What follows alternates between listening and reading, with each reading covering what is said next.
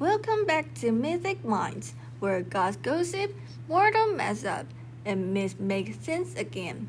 I'm Angela. I'm Mercy. And I'm Ellison. Yeah, that rhymes. Because curiosity's a crime that keeps us alive. Just make sure we keep our cultural commentary respectful, even when the gods aren't. Anyway, what's today's main course, Angela? You almost scoffed when we got the script. Today's themes? The bittersweet story about the moment someone says, "Don't look," and a woman asks, "Why not?" We'll focus on Psyche, from the timeless myth with Cupid, and meet her spiritual sisters, Eve, Pandora, and Bluebeard's wife. Basically, it's actually a reunion for everyone who's ever ignored a do not touch sign. And of course, stay till the end for the blooper reels, because even gods flub their lines sometimes. Right, but before we bring in the others' tales, let's recap what actually happened to Psyche for anyone who's not up to speed on their Greco-Roman stories. So Psyche, this mortal woman so beautiful that people stopped worshipping her instead of Venus. So big mistake. Venus gets jealous and sends her son Cupid to make Psyche fall in love with the monster. But plot twist, Cupid falls for her instead. He takes her to a secret palace, visits her only at night, and tells her she must never look at him. Of course, she does it anyway. Because curiosity, and maybe insecurity, wins.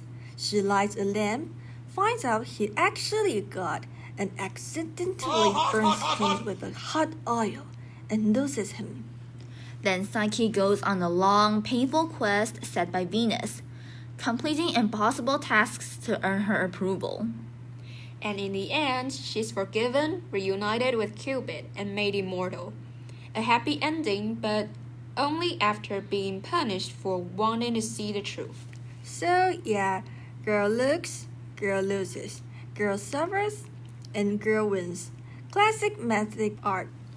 And now that we're all caught up, let's see how Psyche's story connects with her curious sisters across different myths. Long ago there was a king with 3 daughters, each beautiful in her own way, but none as radiant as the youngest, Psyche. Her beauty was so divine that people began to worship her like a goddess. Angered by jealousy, Venus sent her son Cupid to punish Psyche. Use your power and make the hussy fall madly in love with the vilest and the most despicable creature there is in the whole world. But when Cupid saw her, he was struck by her beauty and fell in love himself. Though admired by all, Psyche remained alone. No man dared to love her. Desperate, her father sought help from Apollo's oracle. Psyche, dressed in deepest mourning, must be set on the summit of a rocky hill and left alone. And that their destined husband, a fearful winged serpent, stronger than the gods themselves, would come to her and make her his wife. The prophecy was cruel. Psyche was destined to marry a horrible creature. With courage in her heart, Psyche faced her fate.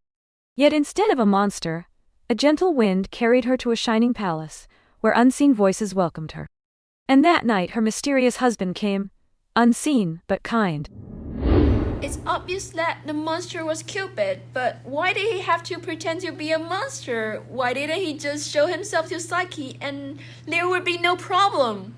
Well, Zeus and Semele did show us that if the mortals saw a god in a true form, they die, immediately. Oh, so like in the Bible, it is said that if a person sees God, they'd be killed by a holy light? Maybe, but it's not like Cupid can show Psyche his inner form. MF? Mortal friendly. Oh. Anyway, let's see how the story unfolds. One night, however, her dear though unseen husband spoke gravely to her and warned her that danger in the shape of her 2 sisters was approaching. They are coming to the hill where you disappeared to weep for you, but you must not let them see you, or you will bring great sorrow upon me and ruin to yourself. I promise you, my dear, I won't. But the next day, she was still in tears when her husband came, and even his caresses could not check them. At last he yielded sorrowfully to her great woe. Do what you will, but you are seeking your own destruction. And remember, my lover, not to be persuaded by anyone to try to see me, or in pain of being separated from me forever. I would never do so.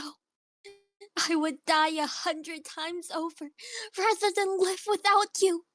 But give me this joy to see my sisters. The next morning the two sisters came, brought down from the mountain by Zephyr. But when at last they entered the palace, and the elder sisters saw its surpassing treasures, when they sat at the rich banquet, and heard the marvelous music, bitter envy took possession of them, and a devouring curiosity as to who was the lord of all this magnificence, and their sister's husband. He is a young man, away now on a hunting expedition. Oh, really?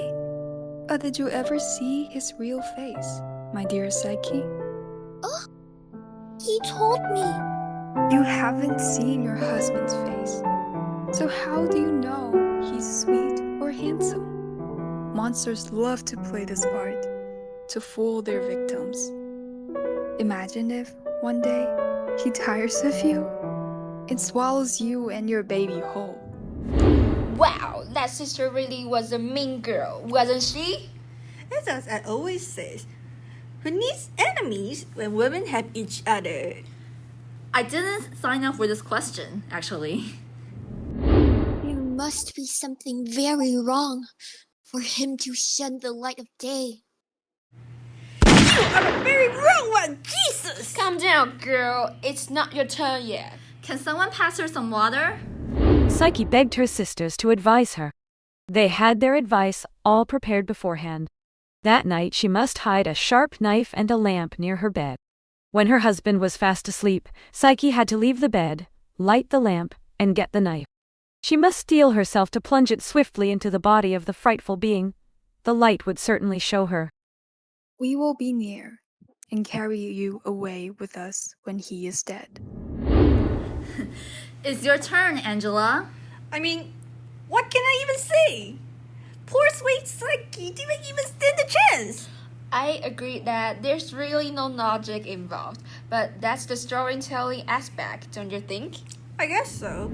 Then they left her torn by doubt and distracted from what to do. Psyche loved him. He was her dear husband. No, he was a horrible serpent, and she loathed him. All day long her thoughts fought with one another. Yet when evening came she had made her choice. As she lit the lamp and gazed in awe at her lover's beauty, Psyche failed to notice a drop of hot oil falling from the lamp onto his shoulder. To the girl's horror, he started to awaken and prepared to fly away. Darling, my lover, please, don't leave me. Love cannot live where there's no trust, Psyche. That I warn you time and time again. You betray me and sold the truth. Now you stay with the truth. Now one drop of oil changes everything. Cupid flew away, and Psyche began her journey not as a lover, but as a seeker. In the last text Venus said for Psyche, she was overcome by curiosity and couldn't resist opening the box in the hope of enhancing her own beauty. To her horror, there was nothing inside but an infernal and Stygian sleep, sending her into a deep and deadly slumber. And Cupid comes in as a hero to rescue the beautiful maiden. Classical plot. Why can't everyone just trust each other, especially their partners?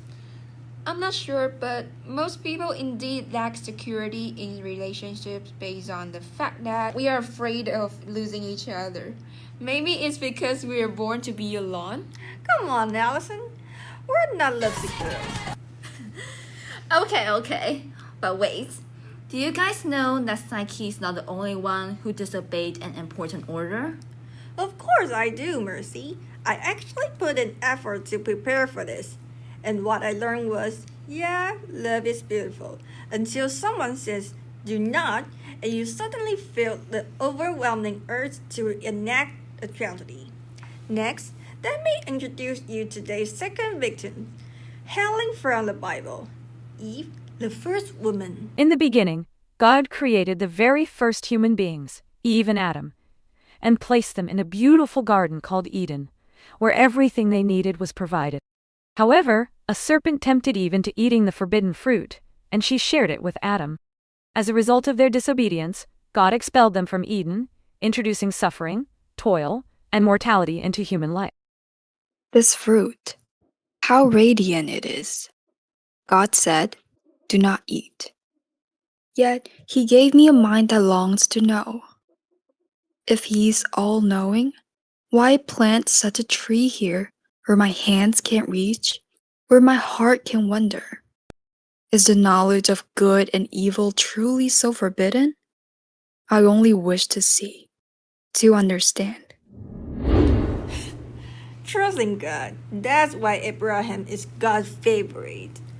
Eve's act is both disobedience and awakening. She's punished, but also becomes the mother of all living. In fact, we probably cannot judge her justly based on her disobedience alone. When it comes to Eve, we can't overlook another woman who is also full of curiosity, but ends up making a devastating mistake. This time, from Greek mythology, Pandora. Hesiod tells that when Prometheus stole fire from the gods, Zeus took revenge by giving Pandora to his brother, Epimetheus. When Pandora opened her jar, all the world's evils escaped, and only hope remained within. You say I must never open it. But why? It looks so small, so harmless. Maybe there's something good inside. Something he wished to keep safe. I shouldn't. I know I shouldn't, but it feels as if the box is calling to me. Just one little look can't hurt, can it? Look, Angela doesn't even want to say anything. Hey, I don't really feel sorry for them, okay? Anyway, I think these cases are literally absurd. Most people wouldn't open the box if they were told not to, okay? Come on, Angela, don't take it seriously. But it is worth considering the metaphor in these stories. But before that, let's meet the last girl who also disobeyed her husband's warning. From a story that I regard as the most terrifying of today, Bluebeard's wife.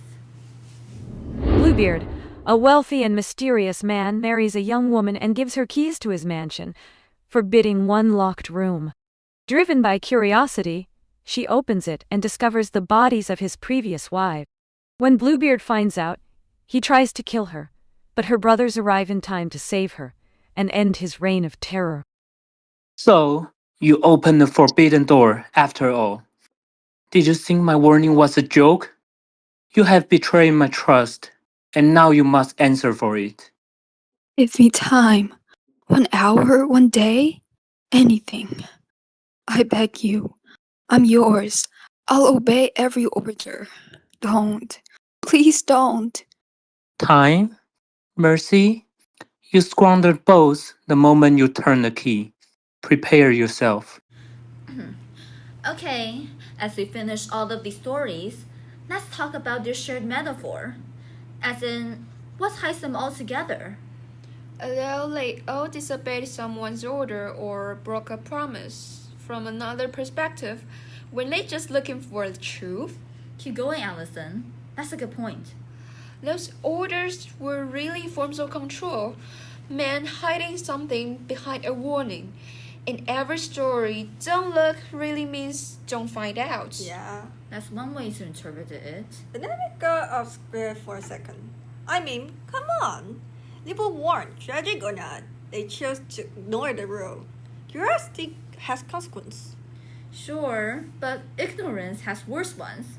Remember Oedipus? Also, they looked because they weren't trusted by lovers like Cupid, by gods like Zeus. Curiosity isn't just defiance. It's a kind of faith in themselves, the fundamental part of what makes us human. Maybe that's why these stories endure. They're not just about disobedience or punishment.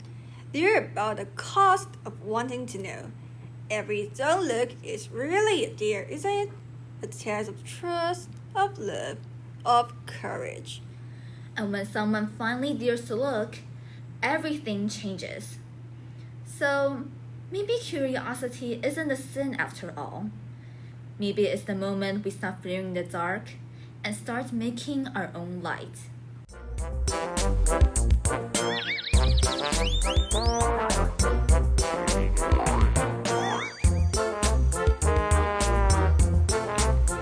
are great! It's obvious that the monster was Cupid, but why did he have a I promise you, my dear, I won't.